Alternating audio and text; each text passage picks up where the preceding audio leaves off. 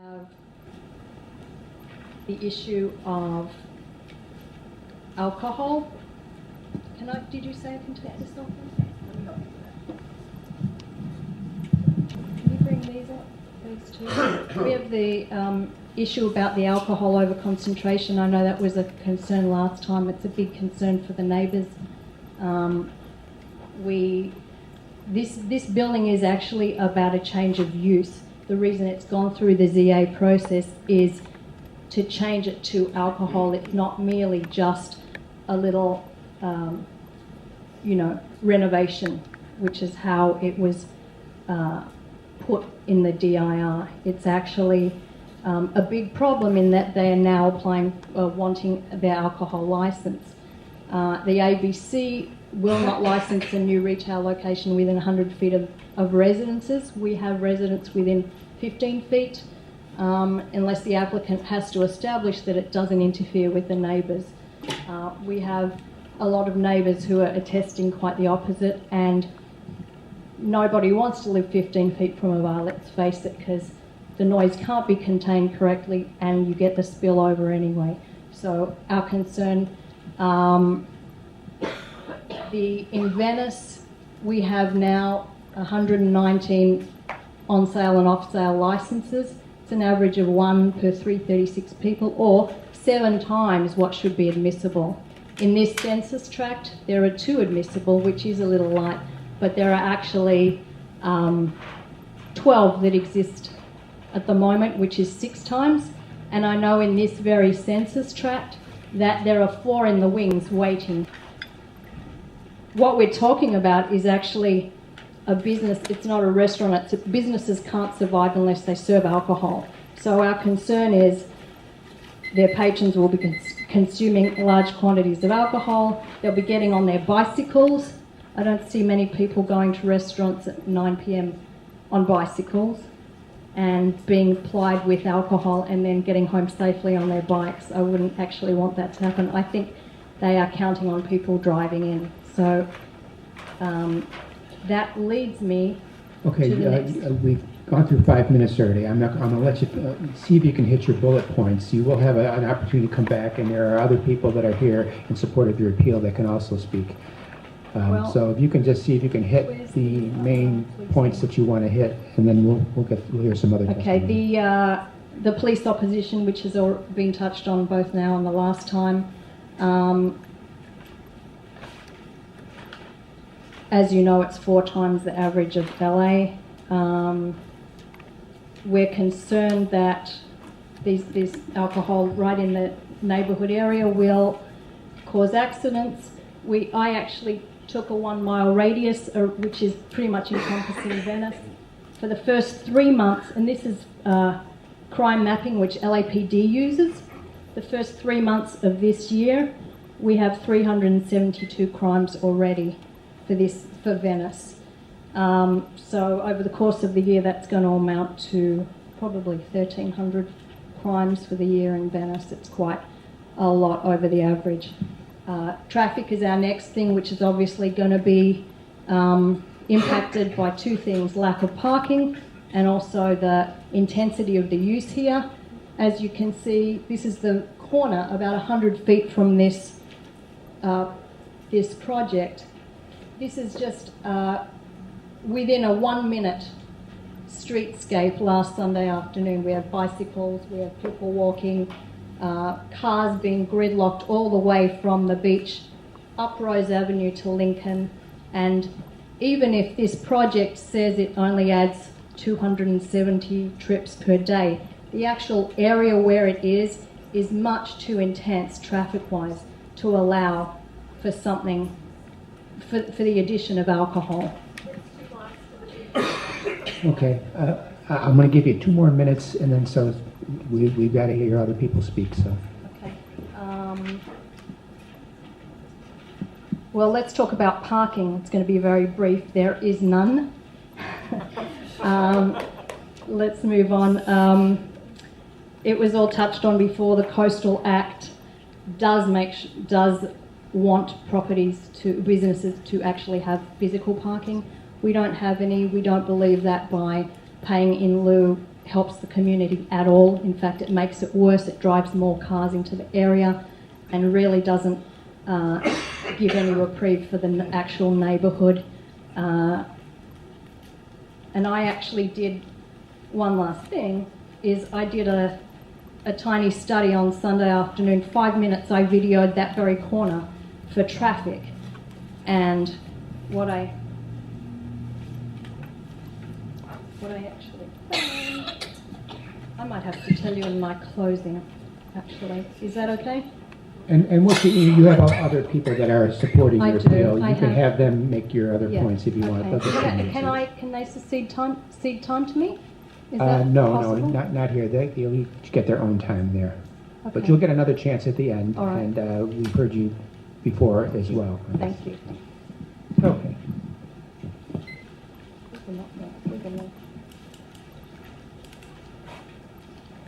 Now we're going to hear from our applicant. We've got 3 names here: Richard Gottlieb, Ben Resnick, Ron Hirsch. 5 minutes, however you guys want to split it up. I'm actually going to be speaking on behalf of the applicant in this particular opening, if that's all right with you. We have handed in just a point of... So could you state your name? My name is Lorette Healy. And we actually handed in the cards to sort of make this a little more succinct, if possible. Sorry, your name again? My name is Lorette Healy. Okay. Thank you so much. You were there for proposal. There you go. Okay. Well, first of all, I want to, while they're setting up, I want to address the issues that were discussed a little bit here today so far. I think that what came up in the last hearing, where the appeal was upheld, were several issues. One was noise. The next one was parking. Another is traffic.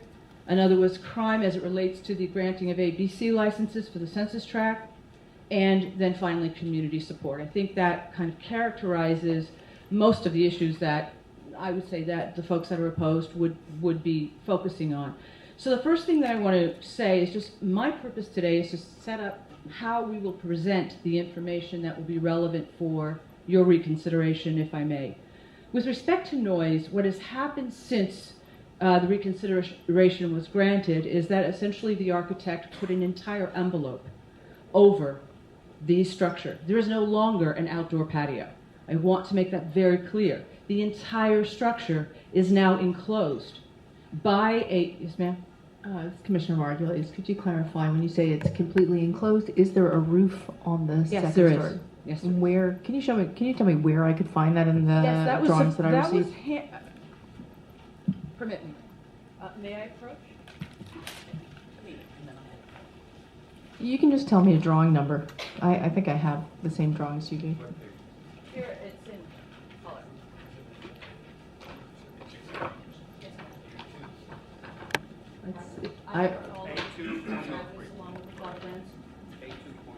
What you see here is an enclosure. It's 100% enclosed. There are no windows. The only opening are the egress and ingress for where you enter the actual building. Therefore, the underlying plot plan that you see remains the same, but the entire structure is now enclosed. With the recommendations that are on the sound acoustical engineering report for the type of thickness of glass and the structural components that will go in to ensure that this project no longer has any of the noise issues that were complained about or accompanied about. This was done on behalf of the owner at great expense, and it was done to basically respect what has been said throughout the appeal process. So that is really factual. Now what I am going to do is just brush on that and ask you to have time for the architect himself to describe that and the sound engineer to also describe that should you need further explanation on it or request it. But basically what I'm telling you today is that this is a completely enclosed structure, including the roof. There are 2 openings. That one is in the front, where you get in and out, and in the back where they, unload produce or other items that they'll be using basically within the structure. So the next point, I believe, was parking.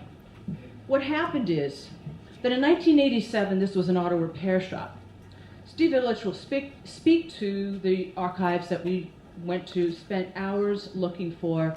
Essentially, this was then given a C of O in 1987 to be both a takeout restaurant and a retail restaurant with a dividing wall in between. As a result, when those credits are grandfathered in, you wind up with 15 grandfathered parking credits.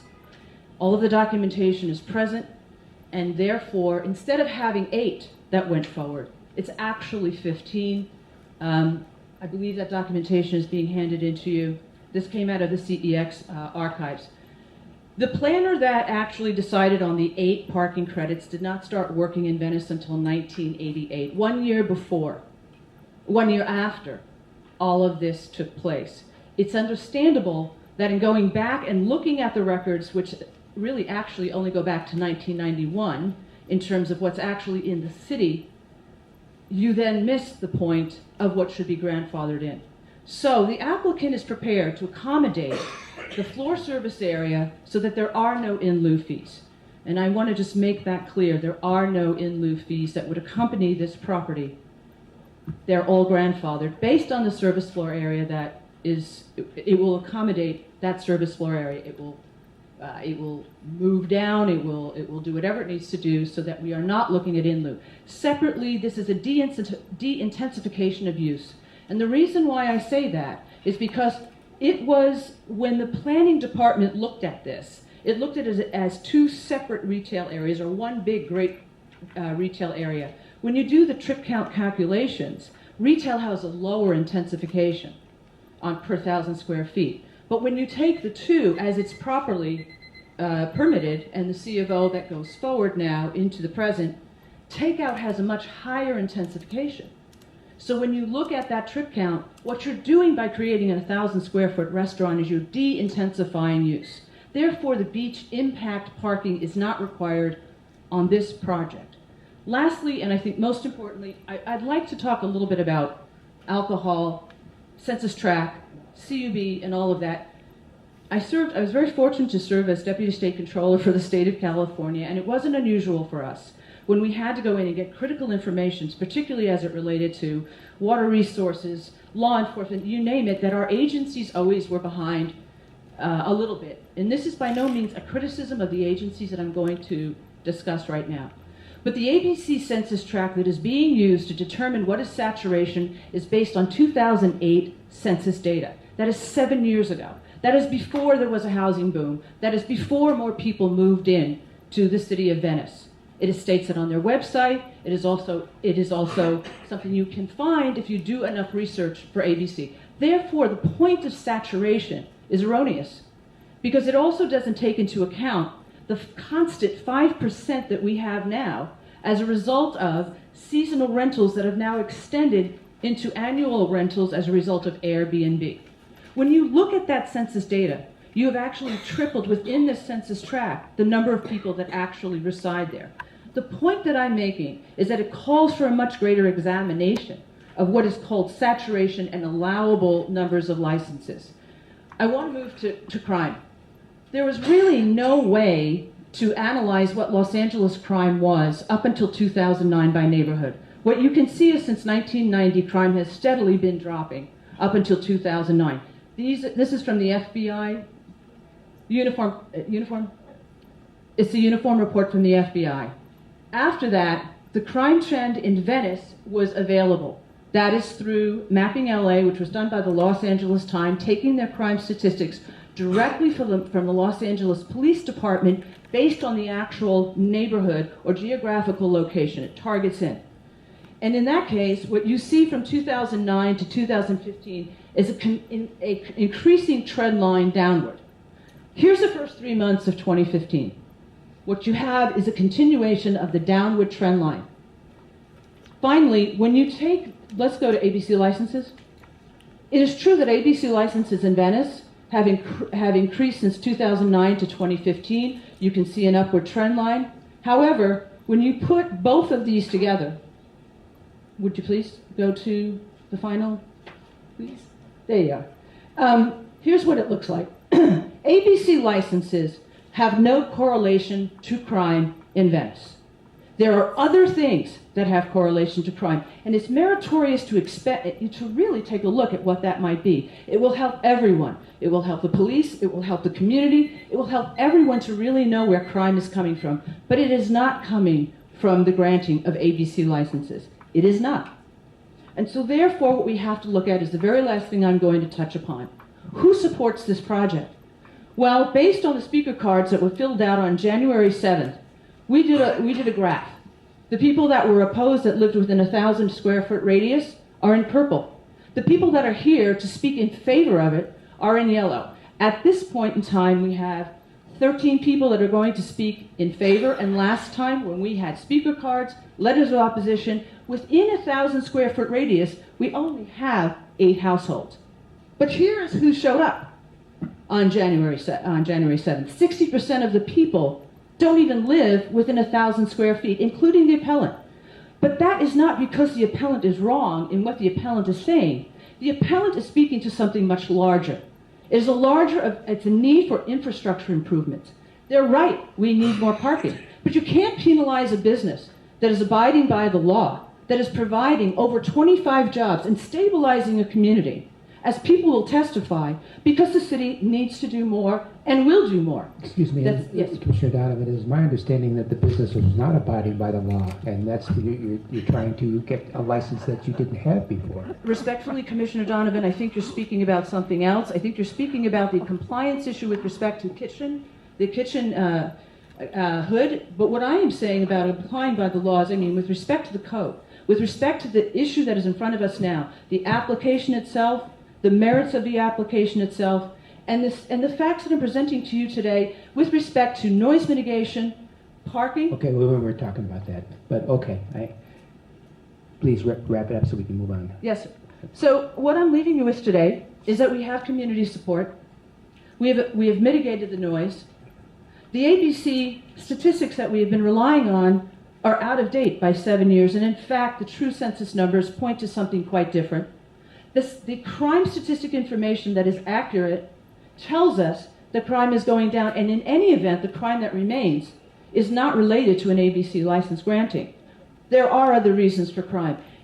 And the community is correct to be speaking about those things that the community is concerned about, but it is not true that is based on what is here today being presented to you. Thank you very much. Thank you. Commissioner Halper, question, please. One of the findings which we would have to make is that the coastal development project would not materially be detrimental to adjoining lots or the immediate neighborhood. How would you do that? When you say that what the Coastal Commission's position is, I'm going to yield that to Steve Vitalich, who met with the Coastal Commission on Monday, went through that entire discussion with them.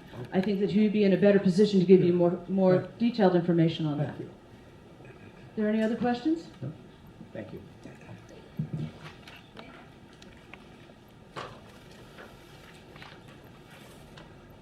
Okay, I think we're going to take those persons for the appeal. We have a lot of speaker cards here, and so each person, you're entitled to 2 minutes, but I would really encourage you to take less time. If you simply want to restate what somebody else said, you can just say that briefly. And sometimes things get mislabeled, and I don't have. If I called your name as a person who's supporting the appeal and you're not, just let me know, and I'll put you in the other pile, and you will get your chance to speak.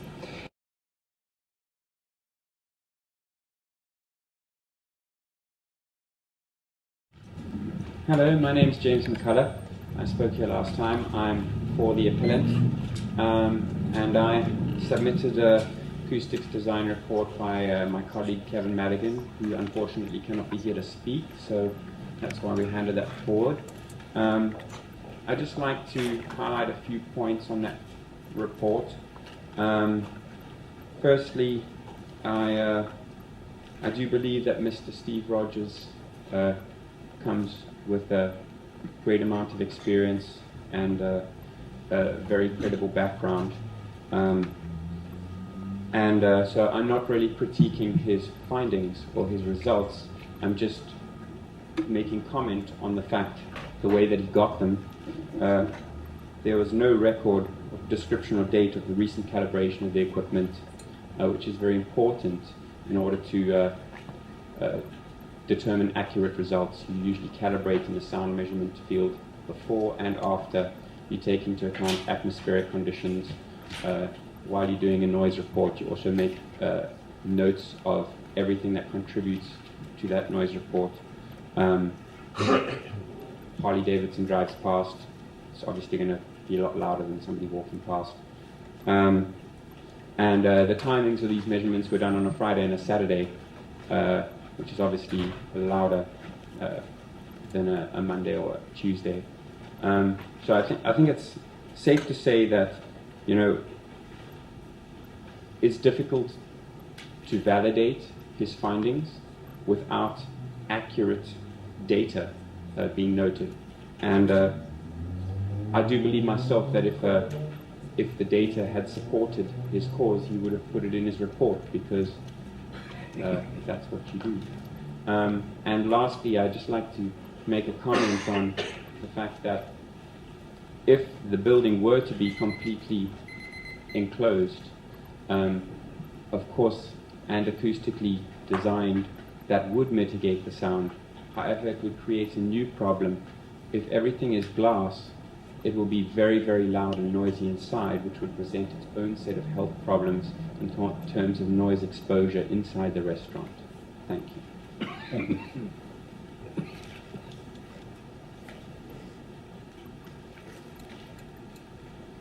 Hello, my name is Steve Geller. I own the property at 252 Hampton, which is directly across the street. It's less than 30 feet from the proposed restaurant. I don't live there right now. I used to live there, but I have tenants there and I understand what they're going through. I lived there for 5 years, so I know exactly what's going on the street. There is absolutely no parking whatsoever. For some people who haven't visited the site, it is not, Hampton Drive is not a destination point. It is not a place where people come to visit. It is where people live, 15 feet across an alley and directly across the street. On a weekend, for example, you have a four-way stop sign at Hampton and Rose. You have skateboarders, you have bike riders, you have pedestrians that walk back and forth right up and down the street and don't obey the laws. My wife was actually hit crossing the street 2 weeks ago. Didn't see anyone, the person in the car didn't see him coming. When you have people going back and forth from a restaurant, they don't care what's going on, especially if they've had a drink or two. There is absolutely nowhere to park, nothing. Then you've got the noise. Even if the noise is contained within the restaurant, if you come out of a restaurant and you've had a drink or two, and even if you haven't, you're going to be talking to whoever you ate with.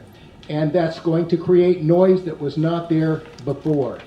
And then just the impact in the whole neighborhood. We do not have any light construction anywhere. This is a residential area. I don't care that 50% of it is supposed to be for light construction. It is not. And this is the absolute wrong place to put this kind of a business. Thank you. Yes. Okay. Amanda Borja, 319 Vernon Avenue, number 1. I just want to say first, in regards to those who were here before and who are here now and where we live, in regards to the project, Venice is a community, and I'm here to support my community. So whether I live 3 blocks away or on that block, it impacts the whole community. So I live directly behind 320 Sunset. It is an extremely similar project, and Mike Bonin, he wrote a letter in opposition to that project, and I just want to take a couple quotes from his letter. The letter is dated from October 31st, 2014. It is absolutely imperative that we do not sacrifice the sanctity and well-being of the existing adjacent residential neighborhoods. The success of one cannot be to the detriment of the other. The noise and other disruptions that will result from Excuse me, Kathy Phelan, City Attorney's Office. I've just been informed that that project will be coming to you. It isn't appropriate to take information on that project in this hearing. That could be a Brown Act issue. So I recommend that you request the speaker to move on and not talk about that project. Okay, you understand it. That's a different project, and that I'll speak personally from Okay. me living behind that project. I'll speak personally on it. well, just speak to the general points that you want to Okay, make without I know. relation to the project. Well, I'm okay. So, me living directly behind a similar project, I want to conclude that I am burdened every day by their music, their parking lot noise, lack of parking, their high volume of customers, their loud booming voices, their early morning deliveries, the added traffic, and it goes on and on. I'm here to support the families and friends of 259 Hampton because I know firsthand if this project is approved, their quality of life will be greatly deteriorated. Again, this project does not benefit the community, and I guess I can't repeat my opponent's words. And I'll move on. Rose Cafe at 220 Rose Avenue, which is probably less than 100 feet, I could show you on a map, has just been approved to double its capacity and lower its required parking. It's already an extremely dangerous intersection, and it's going to turn into a huge nightmare. How can 259 even be considered with no parking? I know there are legal loopholes, but again, what about the community and its sanctity? What is the value in traffic gridlock and ruining another city? Thank you. Larry Perla?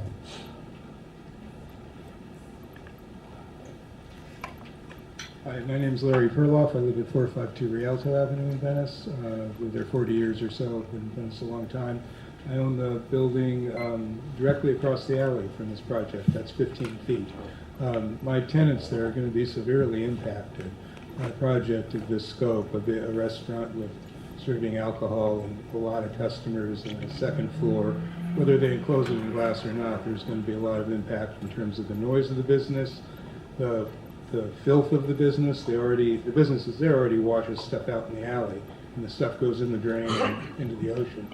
That bothers me a lot too, because I'm a body surfer. I go in that ocean a lot.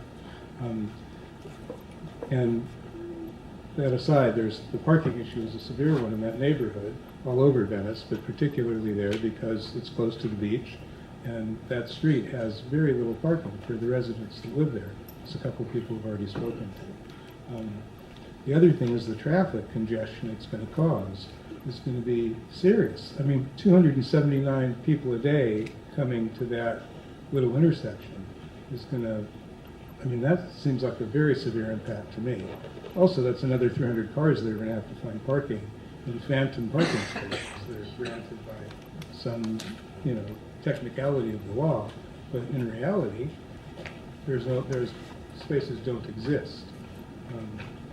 And frankly, I haven't heard anything here that's really new and impactful enough that would cause me to think you guys would change your decision from the last time we were here.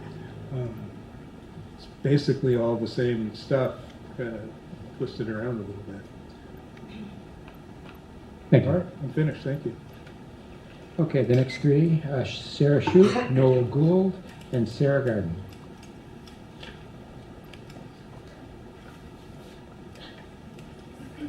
Hi there, my name is Sarah Shoup, and I live at 2205 Ocean Avenue. I'm in support of the appellant and in support of the community. As one of our other community members mentioned, however close you actually live to a business of this caliber, it impacts all of us. Not only just because we don't live there, we have friends, we have neighbors. It impacts personal interactions. What if our neighbor gets hit by a car because there's too much traffic and things aren't being done? That impacts my life because the neighbor's been hit. But just a couple of questions that I raised my interest during the applicant's study was, this building's going to be completely enclosed now, but it's all glass. What happens in the hot summers? Aren't they going to want some fresh air? Even with air conditioning, that sun's going to beat in through that glass. How are those people going to feel inside? They're going to want to walk outside, get a breath of fresh air, and walk back in, because they're surrounded by all types of people inside that they can't get away from. They're elbow to elbow. They're gonna walk outside, be loud in front of the neighbors who are 15 feet away. And they have to endure all the extra noise, all the extra pollution of any sort that this business creates with their clientele. Secondly is that the notion was brought up about the ABC airness license. Well, we might be basing things off 2008 data, but that's what the ABC bases off of, because that's the baseline in which we were given. And although the population portion may not be completely up to date, it is more dense. Venice is becoming more dense every day. So that doesn't make the census tract less susceptible, it makes it more susceptible. And they do update every current license on there. So the licenses are current on the ABC list. And the type of crime is definitely relevant to the ABC licenses that are permitted in that area. As we have been well aware, that crime is out of control, and it does affect all of the residents that live all around there, and it spreads out into the community. And I don't know how you can say alcohol doesn't affect somebody's frame of mind when they're going to burglar somebody. Maybe it turns from a burglary into an armed robbery because their frame of mind isn't there due to the alcohol support. I mean, thank you. Thank you. Noel Gould?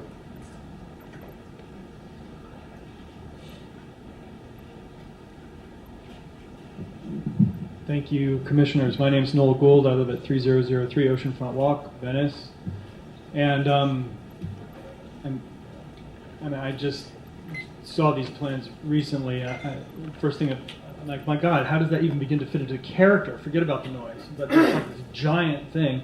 Let's say it is completely enclosed. Something that neither of these two noise reports that were submitted, and there was one that nobody's mentioned tonight that was submitted by Marshall Long, which was a big part of the reason that we're rehearing this. I don't know if you guys studied it, but he based his noise model on 15 tables with 60 people, but only one person per table talking at a time, and only men talking in a normal speaking voice. Hello, this is a restaurant with full alcohol being served, and that's what he based his findings on. And the other report is also inadequate. None of them even began to bring into something called temperature inversion. Temperature inversion is something that happens, it's physics. It happens at night and at times of dense cloud cover. And it's when your temperature layers shift. And the reflective layer that reflects sound is higher. So the sounds are amplified and they're heard much farther away. So even if this thing is completely enclosed, and even if this thing is treated acoustically properly, you're going to have drunk patrons coming and going, walking to their cars, God knows where, because as we've heard, there is no parking around here, so they could be walking blocks, and all of this loud, woohoo! I've just had this great time out at this restaurant, and we're talking, and blah, blah, blah, and that sound is carrying, and you're hearing it not 15 feet away, not 30 feet away, you're hearing it blocks away because of temperature inversion. That is something that there's no way it's going to be possible to mitigate at all, because you're not going to lock these people in here. They're going to come and they're going to go, and there's no way you're going to be able to stop that noise from impacting the neighborhood. Period. Thank you. Thank you. Sarah Garden?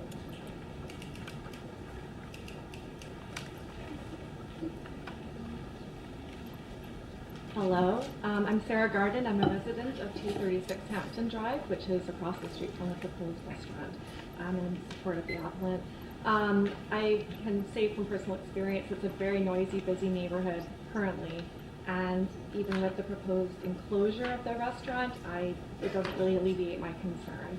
I do think that the noise level will be detrimental to the entire neighborhood. Traffic as it is it's terrible. Getting in and out of the building onto the Hampton can be difficult. I ride my bicycle frequently. It feels dangerous a lot of the times getting in and out of the building. I think any increase in traffic would just increasing this danger. And there currently is no parking, so I don't see how any addition in traffic is going to benefit the neighborhood at all. Thank you. Thank you. All right, our next three speakers are Allie Mills-Bean, Elaine Spirer, Brad Looney. Yes. Hi there, my name is Allie Mills Bean, and I'm a 26-year resident of Venice. I don't live in this neighborhood, but I live in a neighborhood where a project by the same applicants in a residential neighborhood is being proposed, and I won't talk about it specifically, but there's 3 at the moment that the same applicant is for some reason wanting to put in residential neighborhoods, and I'm really worried, as is my husband, a 48-year resident of Venice, of the precedent that's being set. I don't understand why the restaurants and bars can't remain on the main streets, Venice Boulevard, Abbot Kinney, Lincoln Boulevard. There's plenty of places where there are not residents. Cottages right across the street in my case, and in this case, you know, I'm here to support them because I understand. I've been thinking a lot about it because of a similar project, of the impact on my family and my grandchildren. So I don't understand the reasoning. Why do they have to find things to build in residential neighborhoods when there's plenty of places in Venice that you could renovate, and maybe where there are manufacturing building blocks. I don't know where they are, but you know, I'm sure there's places, and there's main streets. So that's my concern, and I'm here to support that. Thank you. Elaine Spira?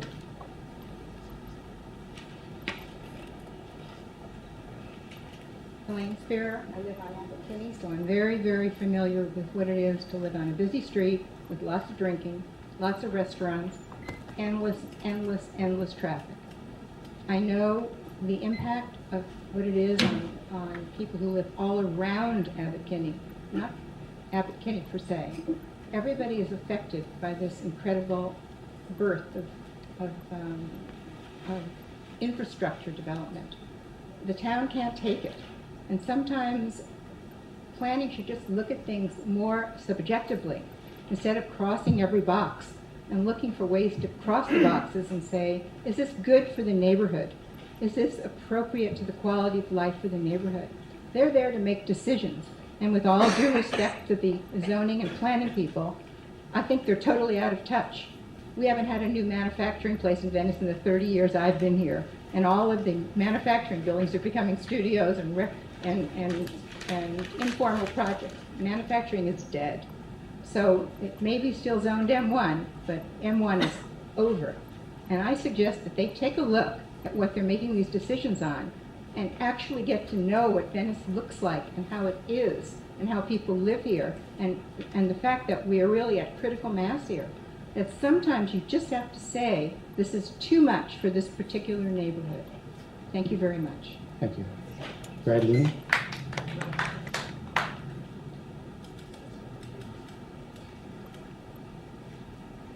Hi, I'm Brad Looney. I live at 238.5 Hampton Drive. That's building 236. I manage it. I was here last time. If you guys remember me, I'm on behalf of buildings 228, 232, and 240 this time because those landlords that live in the Bay Area couldn't make it down.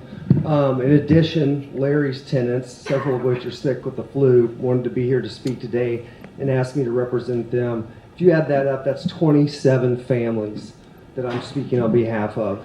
I remember the first time I came, and this lady, Lorette Healy, who represented herself as a concerned citizen, you know, I didn't really trust her then, and I certainly didn't trust her when she trespassed onto my property, came to my door, across a gate that's clearly marked crossbones, no trespassing, and did whatever research it was she's trying to do.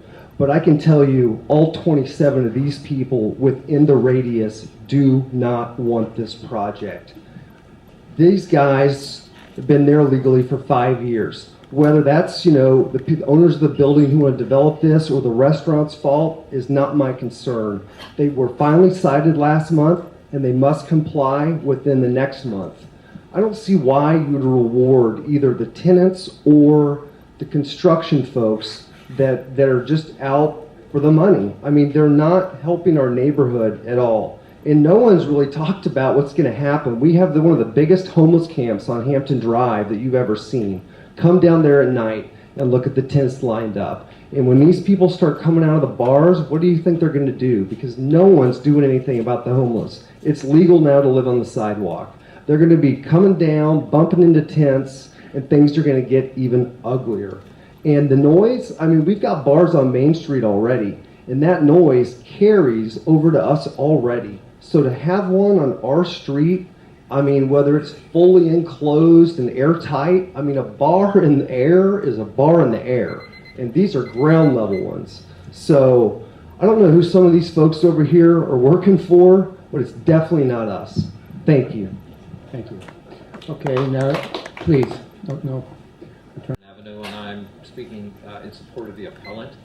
I live approximately 1,000 feet away. I'm not an immediate neighbor, but concerned about the precedent this would make. Earlier, Ms. Healy mentioned the 2007 census being outdated, talking about the growth of the Airbnb and year-round rentals having an effect on the community, and said, quote, that this has tripled the population in the census tract. And shortly after that, she said the true census numbers point to something entirely different. She was using that to relate the question of population density with the number of ABC establishments. I would suggest the same argument could be made for both traffic and parking issues. If the population has increased 3 times or tripled, that certainly has had a huge impact on traffic, parking, and residents would agree. Thank you. Thank you.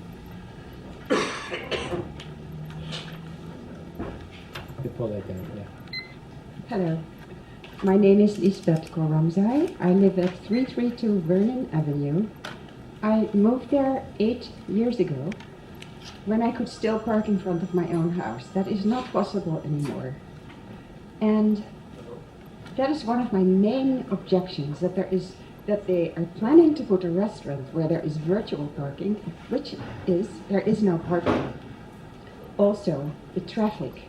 I am on Hampton often because I walk to the beach or I ride my bicycle. Twice I have been almost hit by a car. It was absolutely terrifying, actually. So the traffic is a very bad situation already. That corner of Hampton and Rose, which is just a few feet from the proposed restaurant.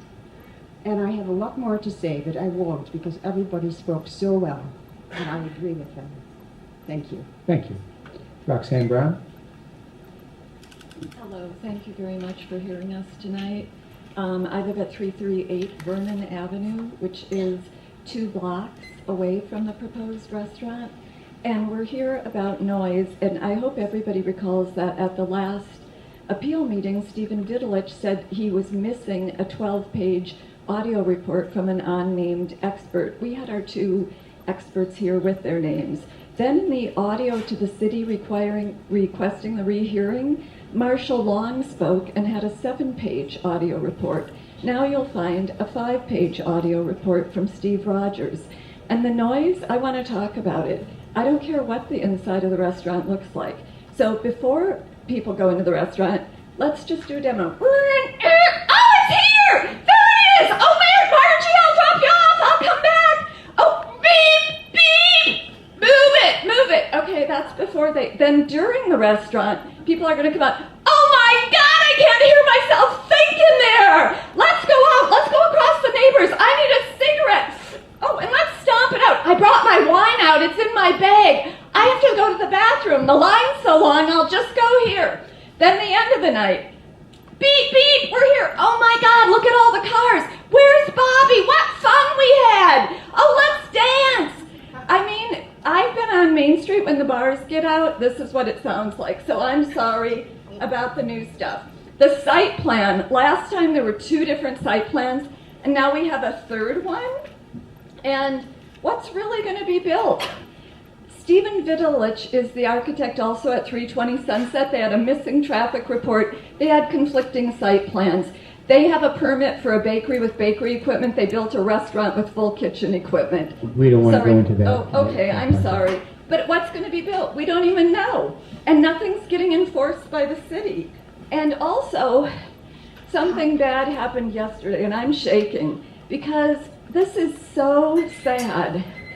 An appeal was upheld, and Bonin went to Plum and changed that the requirements weren't 4 things, there were 3 things. So whatever happens tonight, I don't know what'll happen. We pay your salary, we pay for the office, we pay for your parking lot, we pay your benefits, we pay your pension. And this is just, it feels like there's a lot of deception and intentional subterfuge. And Lorette Healy, when she's saying this is a de-intensification, there's been an illegal restaurant there that's open from 7 to 5 without alcohol. Restaurants, the key to a restaurant is turning over hundreds of people every few hours. I mean, really, we're supposed to believe this? Last time she spoke up for mom and pops, well, Richard Gottlieb works for G&L Realty. He's a vice president, he's the director of development. Dan Gottlieb is the CEO. There's several vice presidents. They were traded on the New York Stock Exchange for 13 years. Okay. That's not a mom and pop. And I'm sorry, I'm just so upset because something is wrong and a correction is needed. Thank you. Yvonne Guzman. Yvonne Guzman, I'm a resident at 766 Sunset Avenue, lifetime in Venice. And I'm here to express my concern about what appears to be a pattern with rehearing favorable determinations made by this body in the Venice coastal zone. The case before you was fully vetted in January with plans presented at that time, yet here we are again, and the applicant is now given an opportunity to submit new plans without having to submit a new application. The problems with traffic, noise, and parking are already at critical levels. It can take 30 minutes to get from Lincoln to the beach, which causes an access issue and as required by the California Coastal Act. The time to act is now. Do not approve another project without requiring a full CEQA that includes a cumulative impact study on the effects of access to the ocean, infrastructure, traffic, noise, and parking. Please choose people over profit. And also, I want to bring to your attention that a case that you heard on February 4th has been yesterday in the... We can't talk about other cases. Okay. Well, it was 2:45, and so we're going to go to the Plum Committee. So we were here for 4.5 hours for nothing. Thank you. My name is Robin Rudisell, and I am a member of the VNC, but I'm not representing them here today. I'm here as an individual. First of all, I just want to point out that there is a big difference between turning in a 1 to 2 page document today versus the applicant turning in significantly revised plans to your office, and also with changes to those plans on including height differences from 18 feet to now 30 feet.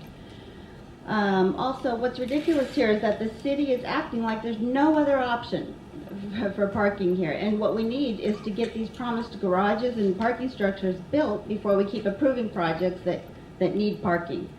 Also, I believe that the applicant's representative, Lorette Healy, just said that they no longer need or want in lieu parking, and they found some documents supporting that.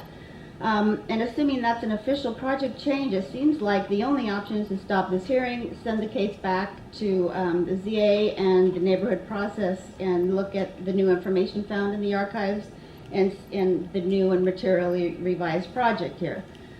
But we are here, we're still talking about the old project, I guess, and in that case, the in lieu parking fees satisfying the parking requirements really are not acceptable. But Councilmember Bonin indicated that last year he introduced a motion in City Council to increase the in lieu parking fee amount and began to examine better parking rules for proposed developments. He noted that the in lieu fee set in the late 1990s has never been raised, even though it was required in the policies, has not kept pace with the cost of actually providing parking spaces, and without the right tools, we cannot get the parking that we need to protect our neighborhoods. So clearly the intent of in lieu parking is not to allow just any existing development in a non-conforming building to buy their way to a restaurant or a bar.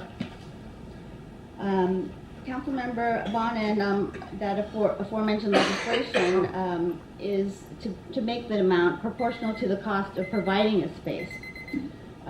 Thus, to the extent that developers obtain approval to use those fees, they're taking full advantage of Venice by using the lower in lieu fees that we know are not correct and are significantly different than the real cost. And this is a huge loophole in the Venice Coastal Zone specific plan, and that's too material and too egregious to ignore. In fact, there are cases before the Coastal Commission right now attempting to address that. That's been declared a significant issue, substantial issue rather, and they'll be doing hearings on that in the future. So please realize we cannot allow a precedent for changing the use of a non-conforming building and allowing parking to be satisfied within loop parking. It's really actually ridiculous, and I can't believe our own city officials would set it up for that. And I feel like you guys are, you tend to react to threats of lawsuits. I mean, that seems to be a lawsuit waiting to happen if you set that precedent. So, in conclusion, the applicant is clearly trying to operate as a bar and not a restaurant with alcohol-less convenience, which we are comfortable with. They want the late hours, they want to have a bar, they want to go straight to full liquor.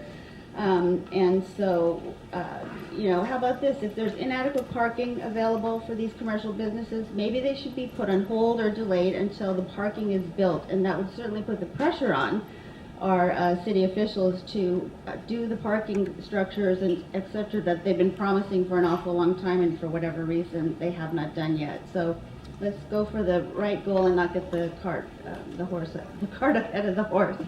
Thank you. Thank you. Becky Hamada.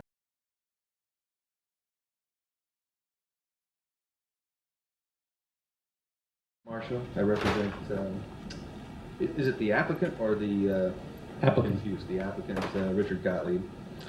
Just to back up a moment to give this project a bit of history, in 1987 there was an application presented to LADBS, which I have here, asking for a change of use from a motorcycle repair shop to a food takeout building. It took them a few years to build. We have then a certificate of occupancy that shows converting of the existing repair shop to takeout food restaurant in that same location. So we went from very loud use in terms of a motorcycle repair shop to a takeout restaurant. What Steve was talking about, just to give context, the code issues in terms of de-intensification, intensification, or intensification, for the Venice specific plan as well as DOT under LADBS, intensification is defined as trip counts. And so if you look at just what we have in front of us, the black and white, the takeout food restaurant, in addition to the retail component, it's a more intense use in terms of trip count than what we're asking for with the sit-down restaurant, which is how he's able to get to his parking calculations for what it is. Because VSP provides 10 in lieu parking fees for a takeout, or spaces for a takeout restaurant. To put it in a different way, we could put In-N-Out Burger in this facility without asking for a change of use. The reality is that with a sit-down restaurant, per this certificate of occupancy, is asking for a de-intensification per code. What we've done in terms of the design is try to make this much more of a community-friendly establishment. It is true that we've enclosed the entirety of the building. Yes, there is glass, but it's also a foot-thick wall. It's basically a series of horizontal shelves, some vertical supports as well. We look to accommodate planters, be a lot of green space to it. In addition to the second floor, it does have a garden to it as well. We are trying to make a place that is enjoyable. We are trying to contribute to the community. We are trying to improve our neighborhood. This is an M1 zone that used to be a motorcycle repair shop that we're simply trying to improve. Thank you. New building, new design, is that in character and scale of the rest of that neighborhood? Yes, sir. No. Adjacent to the, so we got an intersection at Rosenhampton. And at Rosenhampton, there's a parking lot, there's a public facility, I'm not sure what it is, maybe a church, there's a concrete building, and then we have the Rose Cafe. Beyond that, we have a series of concrete buildings as well. This is all a manufacturing zone. So what we've done is, instead of building a glass building that reflects a lot of light and has a lot of sound issues on the inside, but we still want the light to come in to create a garden restaurant, what we've done is use a natural material wood, very warm, put it in a grid-like pattern, provided ability for plants to be set on the shelves, and have green walls. So yeah, I think over time this will be very in keeping with a garden community, which is Venice. I think some of the graphics in your package there will show, the rendering will show that there is a human scale to it as well. And traffic study, our a net increase of 500 daily trips and or 43 net PM peak hour trips. This project generates a net total of 279 daily trips, which is just a little more than half of DOT's threshold, and 27 net AM and 22 net PM peak hour trips, which is again about half of what DOT's thresholds are. So the project itself doesn't even meet the requirements to do a traffic study. However, we did do a full traffic study to look at the potential impacts of the project. We looked at 9 intersections in the immediate project area, on Main Street, on Pacific Avenue, on Rose, on Abbott Kinney. We also assumed that each of the intersections that we looked at currently operates at level of service F during both peak hours. We have data that shows that that's not the case, but we understand the community's concerns and we are aware that there's congestion in the area. So we assumed that all of the intersections operate at level service F. And what we found was that the proposed project, while it does result in some nominal increases in traffic, does not have any significant impacts on the operations of any of the intersections in the area. I'm out of time, so I'm Commissioner available to Donovan, I answer do any have one questions. question. You've got 279 net trips. That basically 279 cars coming in and out? No, actually, a trip is a one-way vehicle movement. So 279 trips is approximately 140 cars. You have one trip in and one trip out. One vehicle makes 2 trips. And when they come to patronize this restaurant, where are they going to park? That is an issue, and we understand that. As part of our traffic study, we did not evaluate the parking. We understood that the parking was being taken care of through other means. So they hired you as a traffic consultant, but you weren't asked to opine where these cars would park? We did. That was part of our study. And did that include employee parking? I'm sorry. Employee trips? Yes, those trips include employee trips. How many employees do you think there's going to be?